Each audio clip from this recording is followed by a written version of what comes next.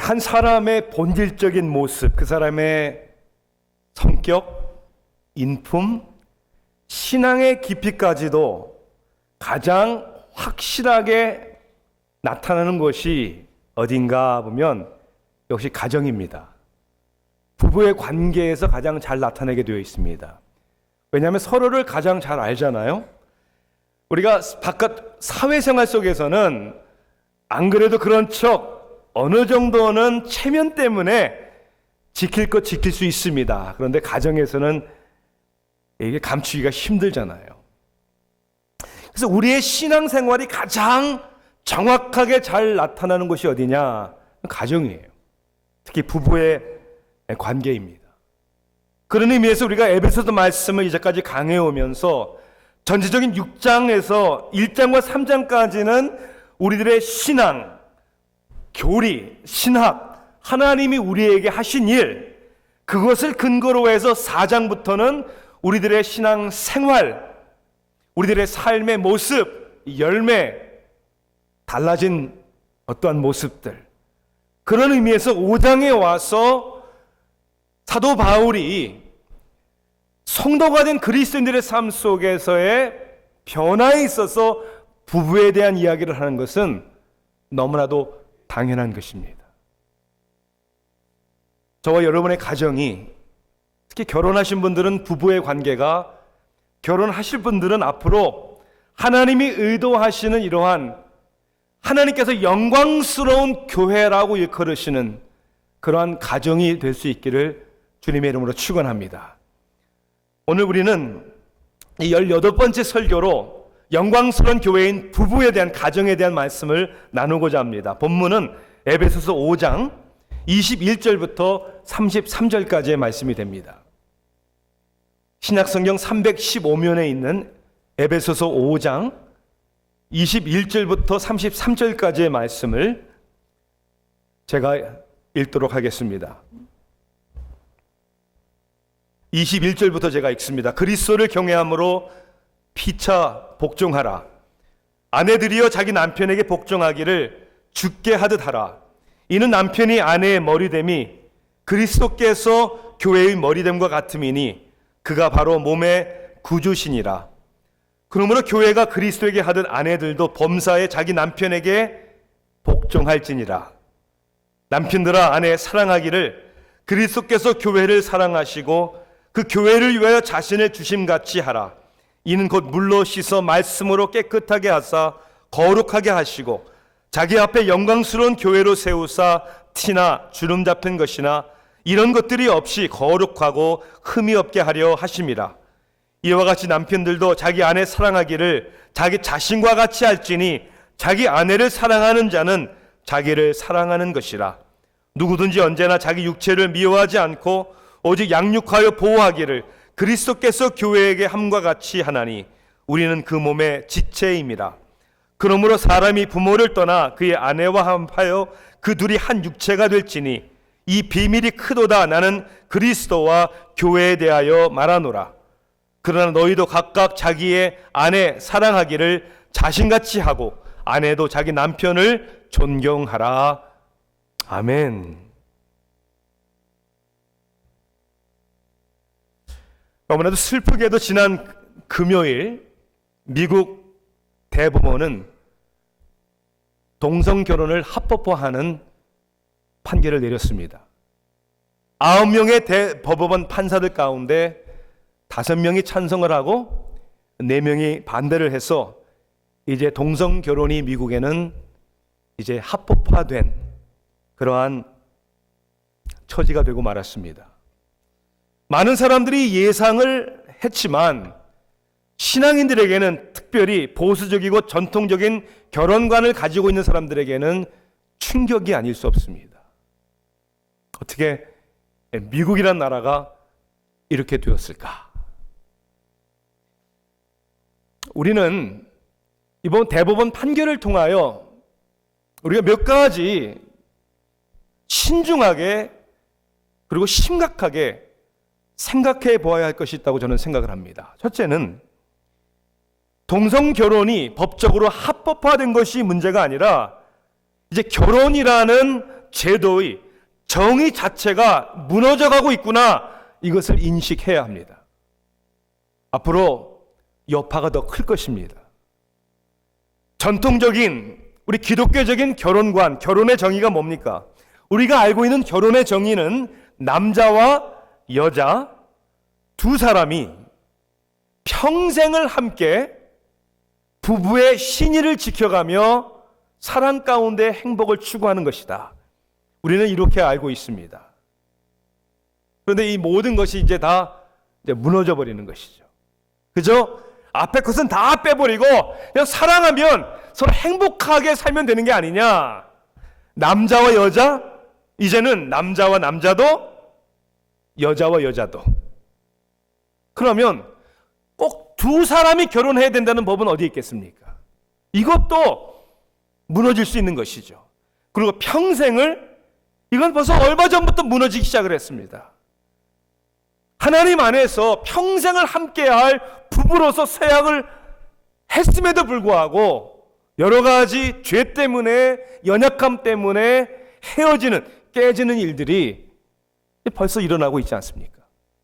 그리고 부부간의 신의, 그것도 육체적인 정결을 지켜야 하는, 이것이 우리가 믿는 부부인데 이런 것이 다 이제 이미 무너졌고 더 무너지기 시작한 것이죠. 전 개인적으로는 사실 대법원 판사들의 논리를 이해할 수 없습니다. 왜냐하면 이것은 합법적으로 허용한다 안 한다의 문제가 아니라 결혼의 정의의 문제이기 때문입니다.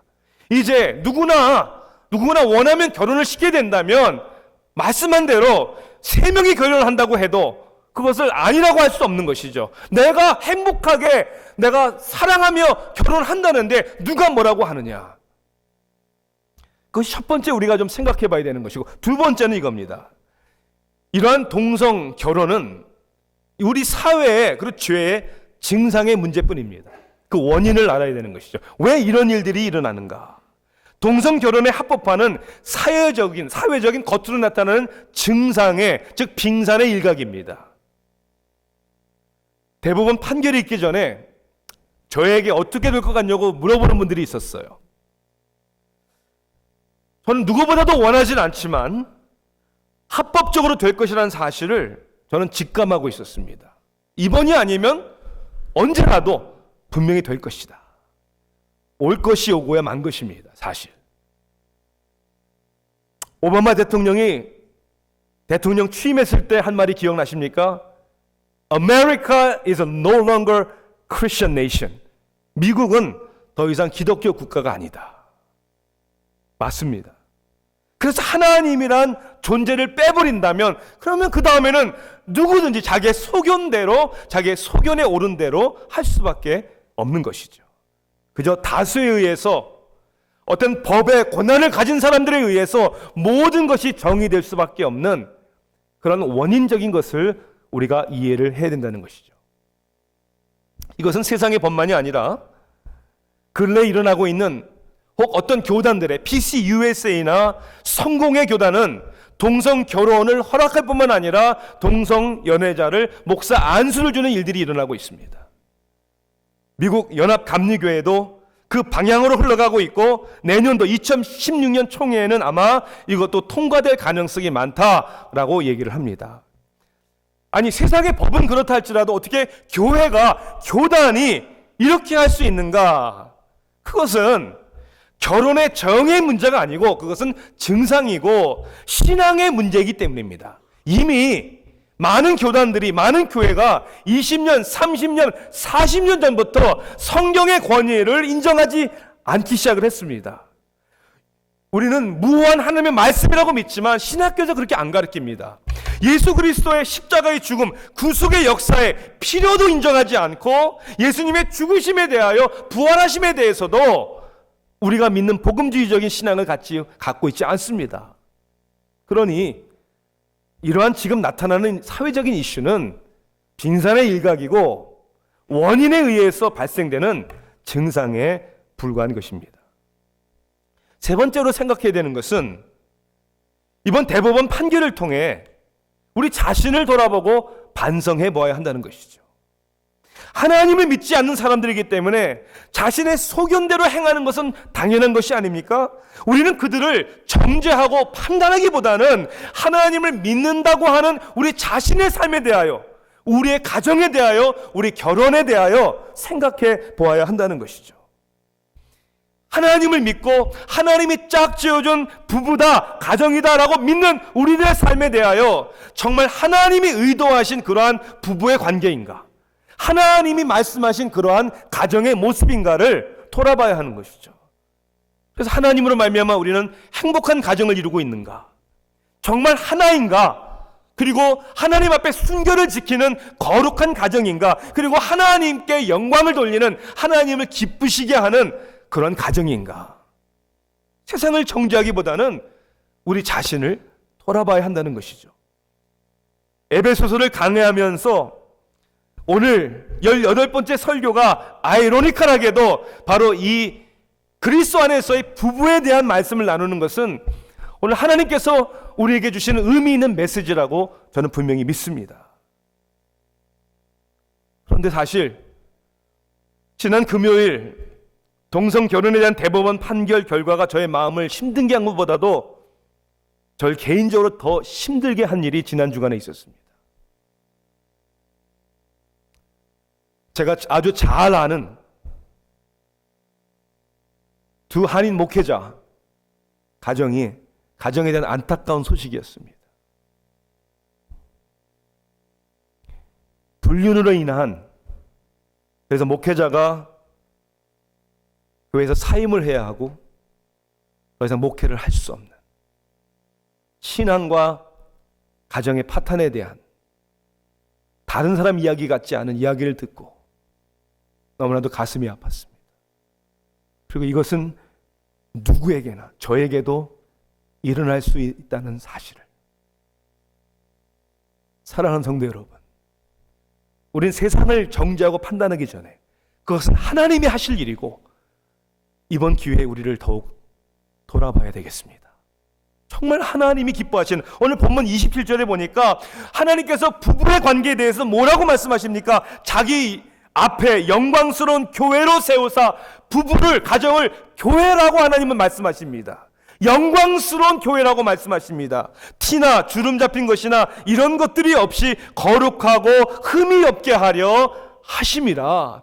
그저 저와 여러분의 가정이 행복한 가정만이 아니라 영광스러운 하나님의 교회가 되기 위하여 여러분, 흠이나 주름 잡힌 것이 없는, 티가 없는 거룩한 그러한 가정, 그러한 아름다운 부부의 관계가 되기를 주님의 이름으로 축원합니다. 자, 그렇게 되기 위해서는 오늘 말씀 가운데 하나님의 영광스러운 교회라고 부르시는 부부의 가정의 모습은 어떠한 모습이 되어야 합니까? 결혼하신 분들은 여러분의 가정과 부부 생활에 대해서 점수를 얼마나 주시겠습니까? 앞으로 결혼해야 할 청년들은 어떠한 가정, 어떠한 부부 관계를 여러분은 꿈꾸고 계십니까? 보험 가입 신청서를 낸 미스터 퍼킨스라는 분에게 보험회사에서 에이전트가 전화를 했습니다. 퍼킨스 씨, 보험가입 신청서에다가 가족 사항을 기록하는欄에 미세스 퍼킨스 이름을 적으시고 거기에 relationship, 관계에 wife, 아내라고 이렇게 쓰셔야 되는데 strained, 불편한, 왜 그렇게 쓰셨습니까? 다시 쓰셔야 합니다. 관계에 wife라고 써야 되는데 strained, 불편한. 남의 이야기 같습니까? 때로는 우리가 불편할 때가 많잖아요.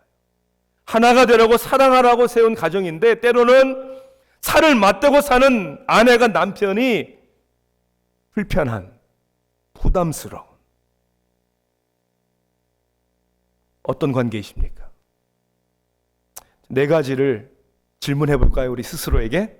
첫째는 행복한 부부입니까? 행복한 부부입니까?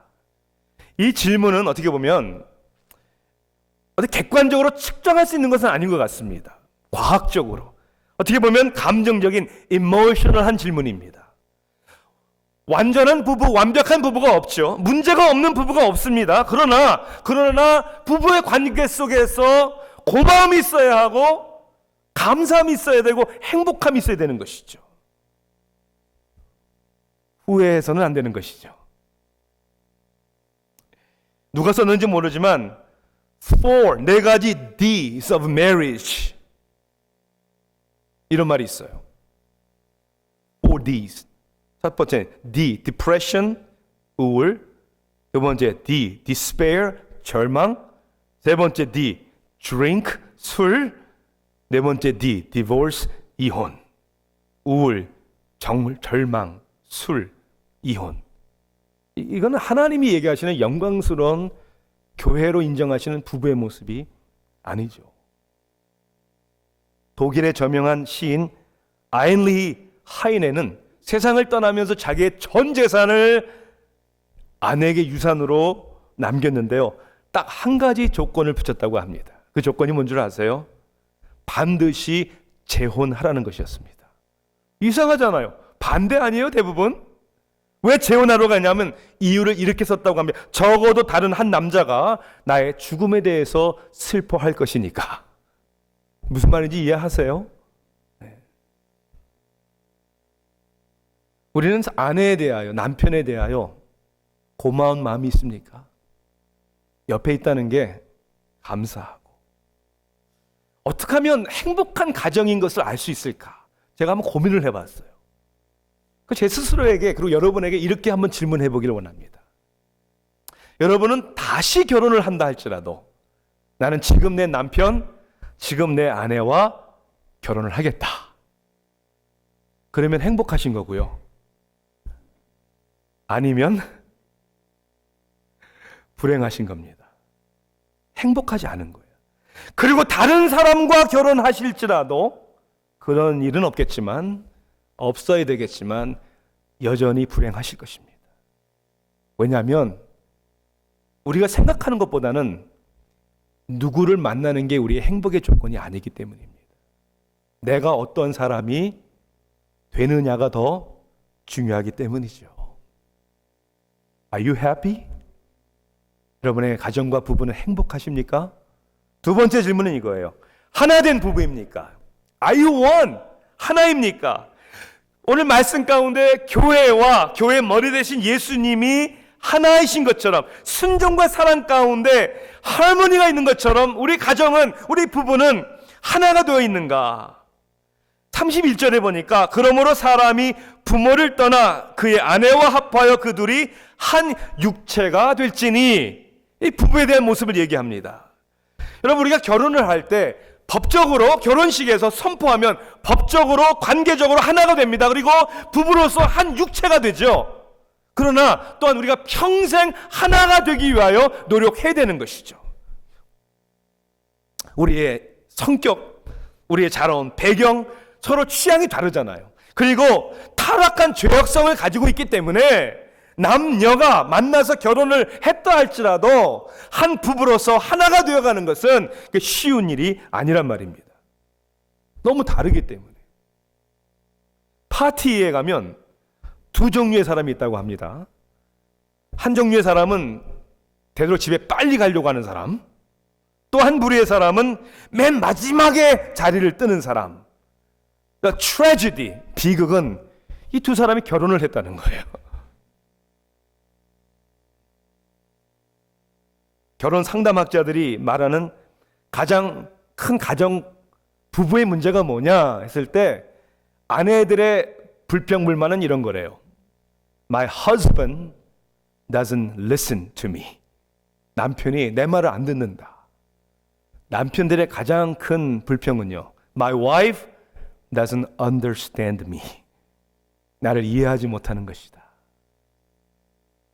서로 이해하고 서로 들어주고 서로 하나가 되어야 되는데, Are you one? 여러분 하나이십니까? 날마다 하나가 되기 위하여 그리스도께로 달려가고 계십니까? 세 번째 질문은 이거예요. 거룩한 부부입니까? 부부는 순결해야 됩니다.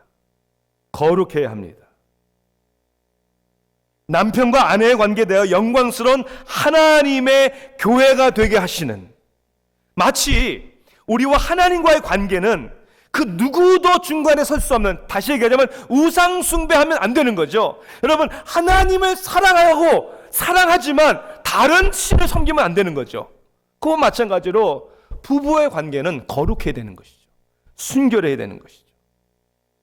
하나님께서 아름답게 만드신 것을 마귀는 추하고 더럽게 만들잖아요. 저는 여기서 얘기하는 거룩함, 순결은 저는 성적인 것이라고 얘기를 합니다. 생각합니다.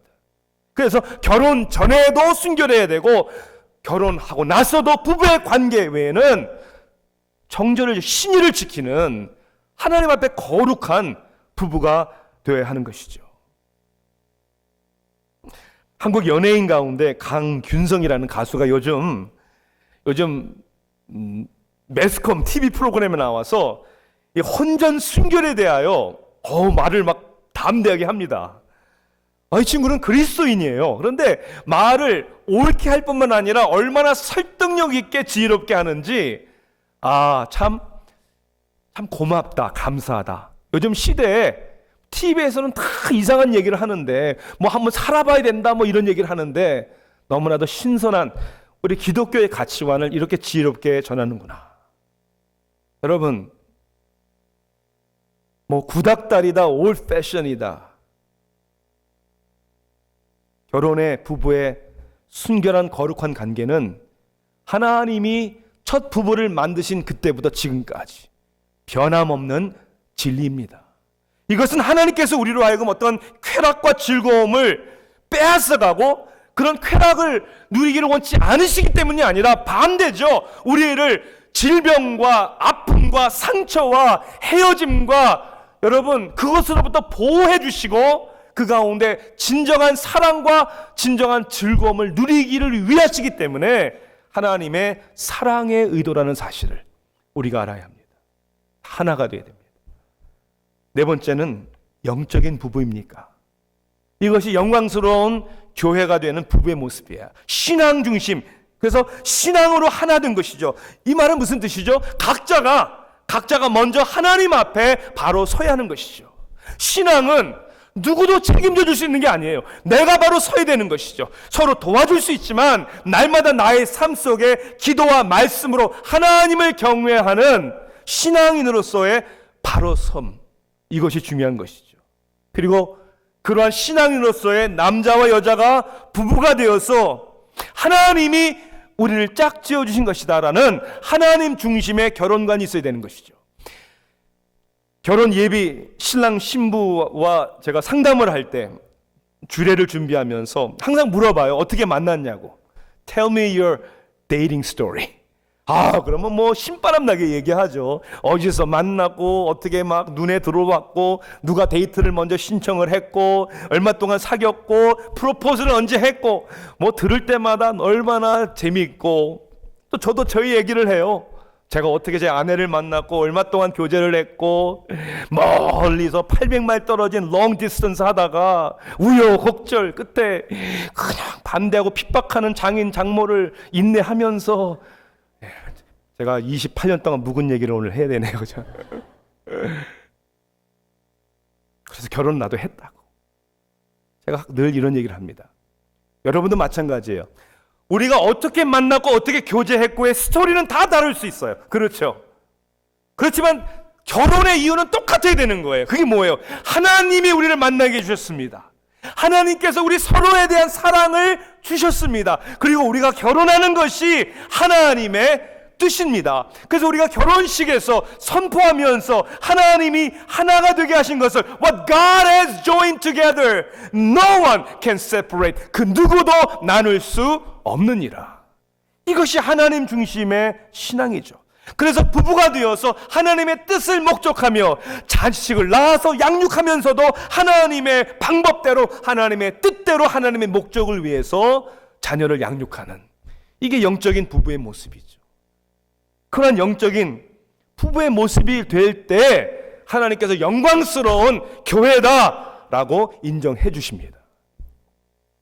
그런데 세상은, 유행은 반대인 것 같아요. 안타깝게도 결혼을 앞둔 많은 젊은이들은 스펙을 봅니다. 외모를 봅니다. 중요하죠.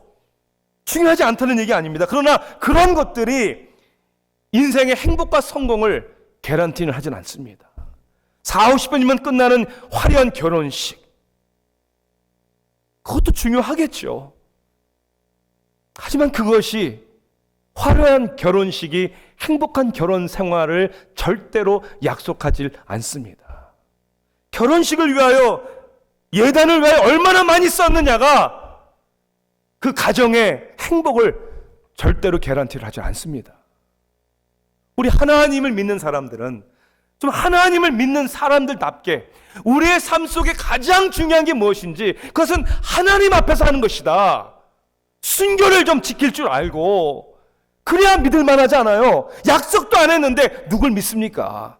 그러한 자존심을 가질 줄 알고 하나님을 경외할 줄 알고 그 안에서 하나가 되고 행복한, 그래서 영광스러운 하나님의 교회가 되는 우리 모든 가정이 될 수 있기를 주님의 이름으로 축원합니다.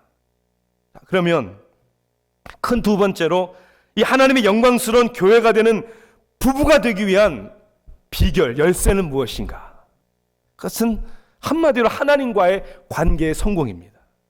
하나님과의 관계의 성공이 모든 관계, 특히 부부 관계의 성공을 지켜주십니다. 왜요? 사람의 의지는 연약하잖아요. 사람의 감정은 늘 왔다 갔다 불완전하잖아요. 그리고 사람의 의견, 목소리, 시대의 유행은 다 지나가잖아요. 20, 30년 전에는 생각할 수 없었던 일들이 지금 우리 가운데 일어나고 있지 않습니까? 그래서 영원히 변함이 없는 하나님의 말씀의 진리가 우리의 삶을 붙들어 줘야 하는 것이죠. 남편과 아내, 건강한 영광스러운 교회가 되기 위해서는 우리 먼저 하나님의 뜻을 이해하고 그 뜻대로 순종해야 합니다. 남편과 아내의 관계를 주님과 교회의 관계로 표현을 합니다. 그래서 하나님의 말씀대로, 하나님의 뜻대로, 하나님의 명령대로 살 것을 우리에게 말씀합니다. 32절에 사도 바울은 이 부부에 대한 이야기를, 그리스도와 교회에 대한 이야기를 하면서 이 비밀이 크도다라고 얘기를 합니다. 비밀, 왜 비밀이라고 그랬을까요? 이 비밀은 하나님을 알지 못하는 사람들에게는 감춰진 것이기 때문입니다. 아니, 하나님을 믿지 않는 사람들은 여기에 대한 관심이 없어요. 다 자기의 중심적으로 살기를 원하지. 그런데 이 비밀을 하나님을 믿는 우리들에게 깨닫게 해주셨잖아요. 특별히 오늘 말씀을 보면 하나님께서 영광스러운 교회로 세우시는 부부의 관계가 성공적인 관계가 되기 위해서는 아내와 남편의 역할, 여자와 남자의 역할이 다르다는 것을 성경이 가르쳐주고 있습니다. 그래서 아내들에게, 남편에게 어떻게 하라고요? 복종하라. 남편들에게는요, 아내들을 사랑하라 그랬어요. 사랑하라. 그리스도께서 교회를 위하여 자기 몸을 내어주신 것처럼 남편들은 아내를 사랑하기를 그렇게, 즉 자기의 목숨을 걸고 사랑하라는 것이죠. 그리고 교회의 머리가 주님이 되시듯 가정의 여자의 머리가 리더로서의 남자가 되기 때문에 복종하라는 거예요.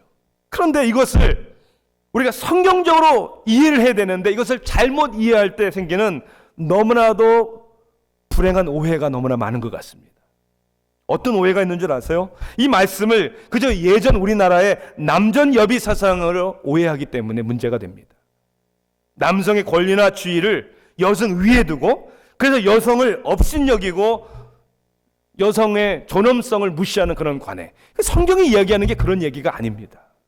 그래서 남자들은 잘못 이야기하기 때문에 남자가 리더다, 머리다, 가장이다, 그래서 악용하고 군림하고 아내의 의견과 인격을 존중하지 않고, 그러니까 적지 않은 여성들이 아내들이여 자기 남편에게 복종하기를 죽게 하듯 하라라는 말이 성경의 말씀이라고 믿지만은 마음에 안 닿는 것이죠.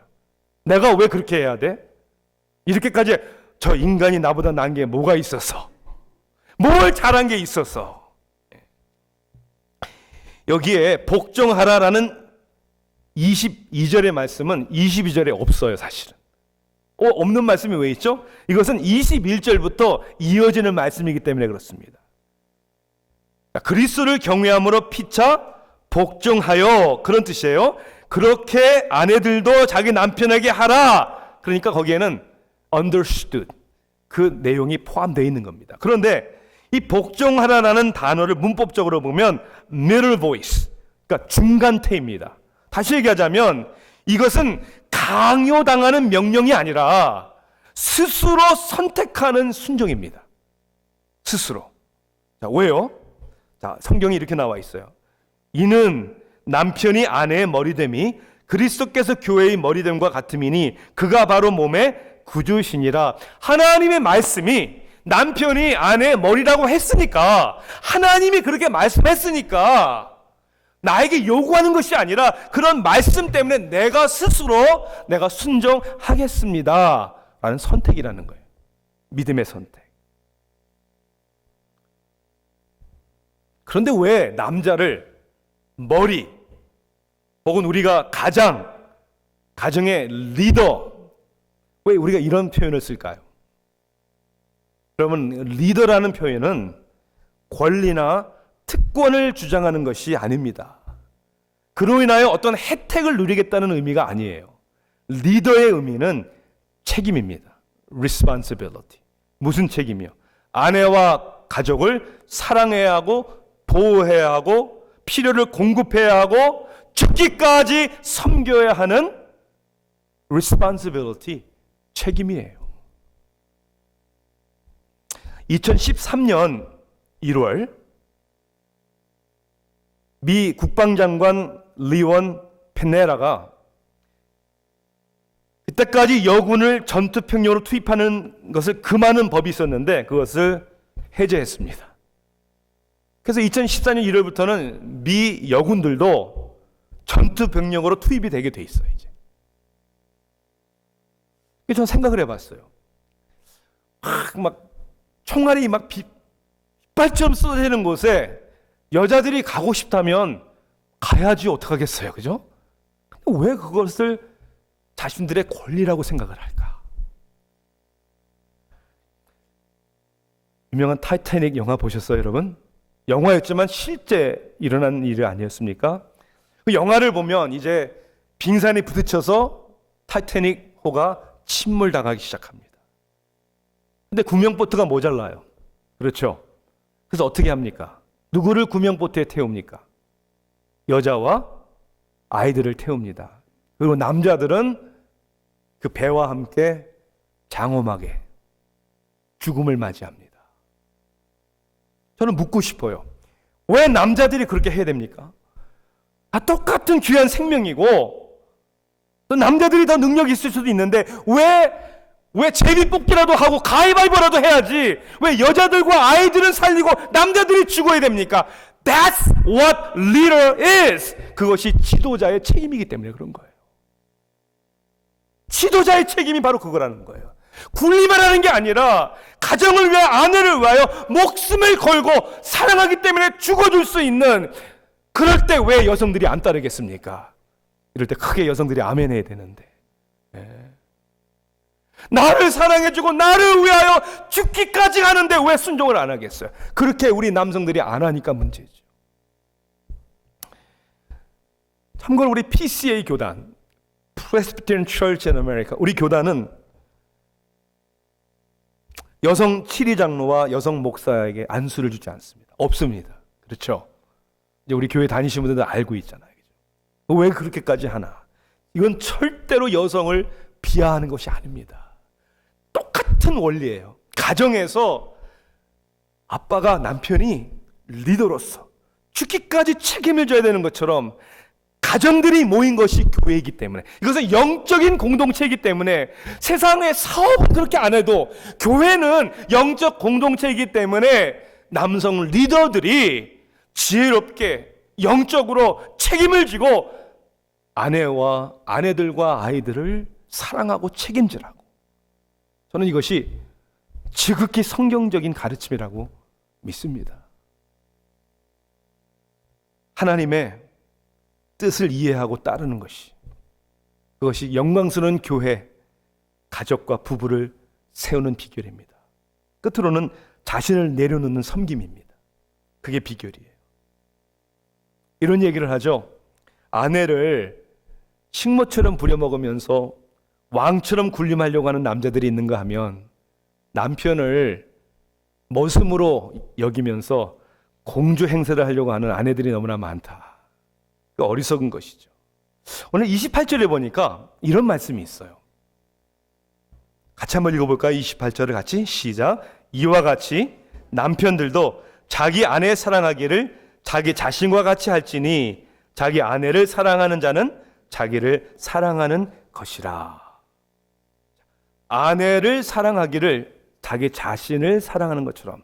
반대로 얘기하자면 아내를 사랑하지 못하면 그 사람은 자기를 사랑하지 못하는 사람입니다. 자기를 사랑할 줄 모르는 사람입니다. 자기에 대한 자신감이 없어서 그런 것이에요. 자기에 대한 확신이 없기 때문에 그런 거예요. 자신이 건강하지 않기 때문에 그런 거예요. 또한 두 번째를 보면 자기 아내를 사랑하는 자는 자기를 사랑하는 것이다. 그렇죠. 아내를 사랑할 때 결국 여러분 누가 좋아지는 겁니까? 내가 좋아지는 거죠. 아내가 사랑을 받을 때 그 사랑받는 아내가 남편을 순종해주고 따라주고 존경해주고 오늘 마지막에 말씀한 것처럼 자기 남편을 존경하라라고 얘기했잖아요. 어떤 남편을 존경하겠습니까? 자기를 사랑해주는 남편이겠죠. 그러니 아내를 사랑하는 것은 자기를 사랑하는 것이다. 너무나 맞는 것 같습니다. 사랑하는 성도 여러분, 어떤 사람들과 관계이든지 특별히 부부의 관계에 있어서 문제가 없는 사람들이 어디 있겠습니까? 많은 문제 해결책은 이거 하나입니다. 누구든지 어떤 한 사람이 먼저 변화되는 겁니다. 상대방이 변화되기를 기다리거나 요구하는 것이 아니라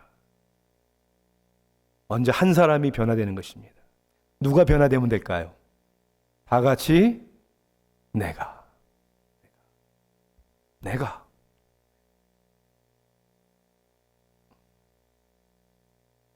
책임을 지는 것 같지도 않고 나를 사랑한 사랑이 다 식은 것 같아도 못난 남편 같은데 하나님을 믿는 믿음으로 존경해 보세요.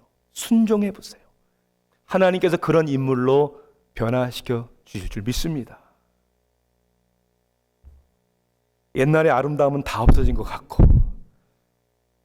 아내를 보면 성질만 살아있는 것 같고 매력은 하나도 없는 것 같은데 그래도 하나님이 나에게 주신 아내이니까 내가 목숨 걸고 사랑해 보겠다.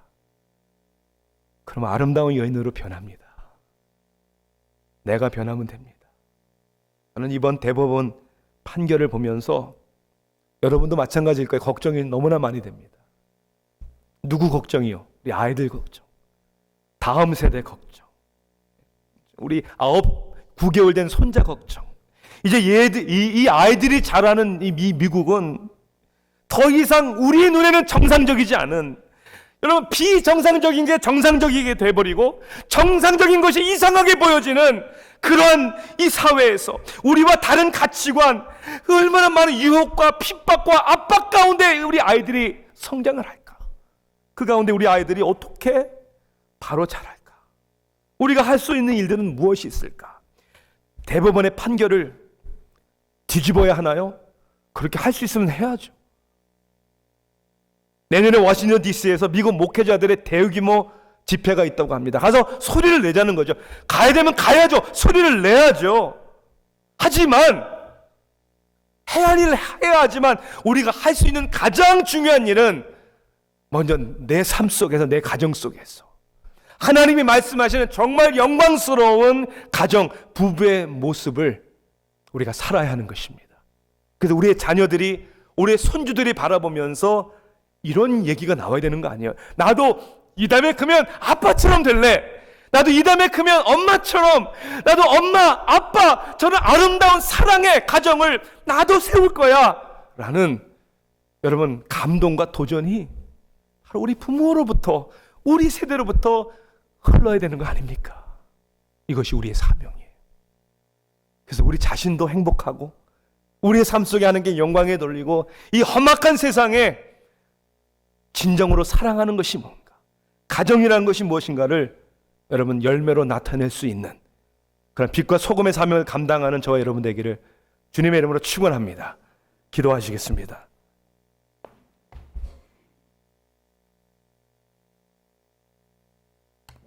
사랑의 하나님, 정말 때가 악합니다. 너무나도 때가 악합니다.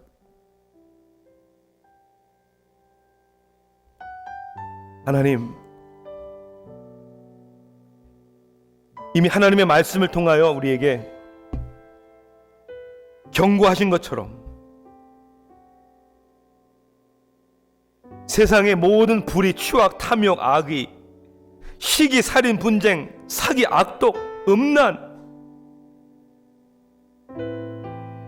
이러한 것들을 행할 뿐만 아니라 행하는 자들을 옳다고 하는 그 시대가 바로 지금 우리의 시대입니다. 주여, 이 가운데 하나님께서는 영광스러운 하나님의 형상을 나타내시는 교회와 가정, 부부를 세우기를 원하십니다. 주님,